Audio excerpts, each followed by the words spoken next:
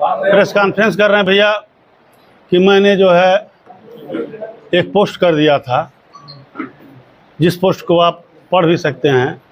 उस पोस्ट में पूरी तरह से मरहम लगाने की बात कोशिश की गई थी।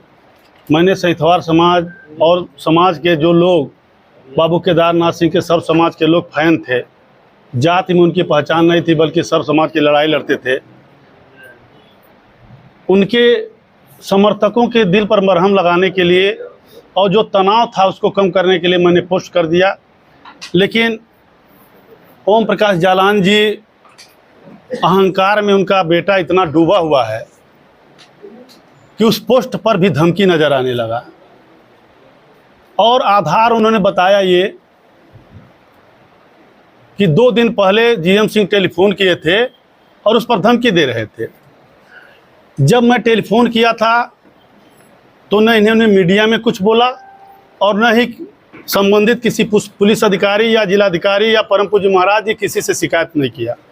पोस्ट होने के बाद बुरा लग गया और पहले मीडिया में बोले, प्रेस मीडिया में, फिर भी मैं धैर्य का परिचय दिया, चलिए भाई ठीक है, बड़े लोग हैं।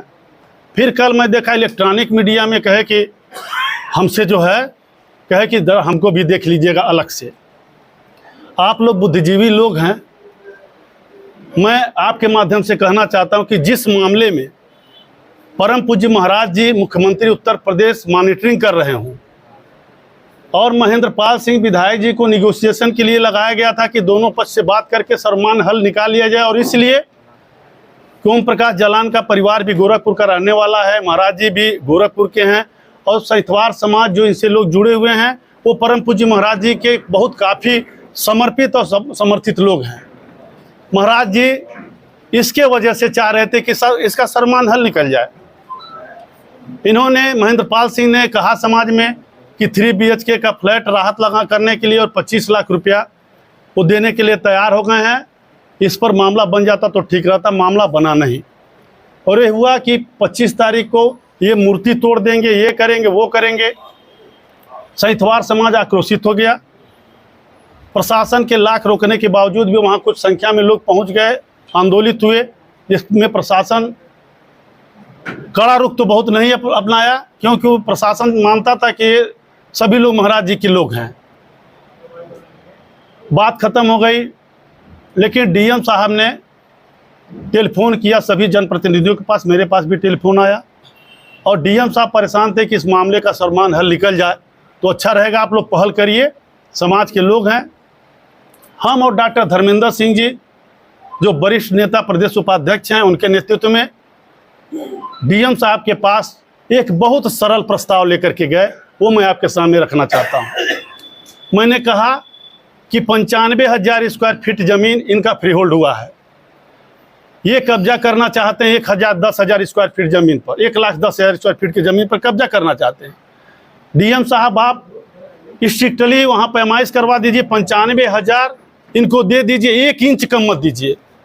लेकिन जो बाकी ज़मीन है जिस पर गिरधर दास का परिवार, विपुल मोहन दास, संजय मोहन दास लड़ाई लड़ रहे हैं यहाँ से हाई कोर्ट तक, और इनके खिलाफ कैंसिलेशन में भी गए सिविल कोर्ट में, उनसे पैर पकड़ करके हम लोग 2,000 स्क्वायर फीट ज़मीन ले करके केदार सिंह की मूर्ति को वहीं शिफ्ट कर देंगे और उनको पूरा समाज माला पहना करके संजय मोहन परिवार, विपुल मोहन दास परिवार को जिंदाबाद लगा करके कलेजे को शांति ले लेंगे। हम लोग उनसे कहे कि भैया थोड़ा दिल बड़ा कर दिए। उन्होंने कहा इतने बड़े समाज की बात है तो ओम प्रकाश जालान हम नहीं हैं, आप 2,000 की बात करते हैं, मैं 5,000 दूंगा। हम लोग बहुत ग्लैड हुए, मूर्ति स्थापित हो जाती। कि मैंने बात किया राकेश सिंह से, वो कहे कि भैया 3 BHK का फ्लैट और 25 लाख रुपया वो दे रहे हैं, हमको 25 लाख रुपया नहीं दिलवाइए, सिर्फ 2 BHK का फ्लैट मेरे भाई को दिलवा दीजिए, छोटे, वो भी उसका भी घर बस जाएगा। तो मैं कहा कितने मिलेगा? कोई 50 लाख मिल जाएगा। मैं कहा 25 लाख का डिफरेंस है। वो कहे हाँ। हम कहे मैं व्यक्तिगत रिक्वेस्ट करके जो है ओम प्रकाश जालान जी से कह दूंगा 25 लाख रुपया के लिए मान जाएंगे, ऐसा उनका दिल नहीं है। इसलिए मेरा विश्वास था कि 2013 में अपने घर हमको बुलाए थे और कहे कि आप राकेश सिंह के परिवार से नेगोशिएशन करके मेरा पक्ष रख करके मामला को सॉर्ट आउट करा दीजिए। इनके पूरे परिवार से पारिवारिक संबंध मेरा था, सदस्य जैसा मैं था, और प्रेम मोहब्बत के साथ रहता था। लेकिन मामला ये जब नहीं बनता हुआ दिखाई दिया 2013 के बाद 2025 और 25 अगस्त के तनाव के बाद तक मैं इनसे टेलीफोन से न बात किया हूं और न कभी मैं इनके घर गया हूं। और ये कह रहे हैं कि ये दलाली लेने की बात कर रहे हैं, पैसा मांग रहे थे हमसे, कुछ धन की डिमांड की थी, इसको लेके क्या कहना है? मैं वही कहना चाहता हूं, मैं वही अधिकार समझा कि परिवार के सदस्य हैं ये और मुझको बहुत प्रेम भी देते थे। मैं एक रिक्वेस्ट कर लूँ 25 लाख रुपए के लिए, कौन बड़ी बात है। मैंने कहा बाबूजी बस 25 लाख रुपए की बात है, यही मेरा लैंग्वेज था। और वो आकर के मंदिर में कसम खा लें की धमकी दिए थे तो 100 जूता मेरे ऊपर, वो कसम खा लें और मैं भी कसम खा लूँगा अगर रगों में सही खून है तो। मैंने कहा कि बाबूजी 25 लाख की बात है, मैं राकेश सिंह को मना लिया और मूर्ति भी मैं शिफ्ट करा दूंगा। डीएम साहब हमसे कहे कि मूर्ति शिफ्ट की कोई बात अभी नहीं हो रही है, मूर्ति शिफ्ट अभी नहीं होगा, उस पर बात होगी तब मूर्ति शिफ्ट होगा। मैंने कहा सर देखिए अंततः तो मूर्ति भी शिफ्ट होनी है, जो सही बात तो ये है कि बिना मूर्ति शिफ्ट हुए प्रोजेक्ट बन ही नहीं पाएगा, उसका भी सलूशन निकाल करके ही चला जाए। उसको भी मैं शिफ्ट करवा दे रहा था। इनका अभी तो प्रॉब्लम सॉल्व नहीं हुआ, अभी उसके लिए भी तनाव होगा भविष्य में, लेकिन उसको भी मैं सॉल्व कर रहा था। 25 लाख रुपए के 2 BH के छोटे भाई को जो वो रोड पर रहेगा वो को दे दिए होते।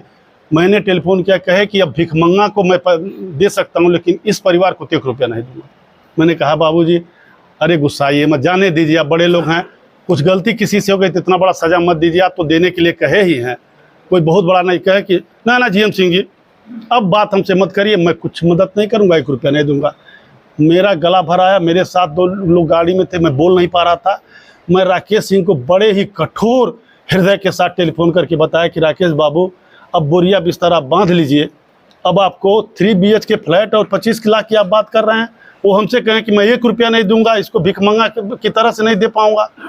आप सुप्रीम कोर्ट का आदेश है उसका अनुपालन करिए, अपना बोरिया बिस्तर बांध लीजिए। राकेश भोकार छोड़ करके टेलीफोन पर रोने लगे, हम भी गाड़ी में रोने लगे, बहुत दया आ गया। लेकिन राकेश सिंह को हम मनाए, हम कहे कि देखिए कार्रवाई हो जाएगी।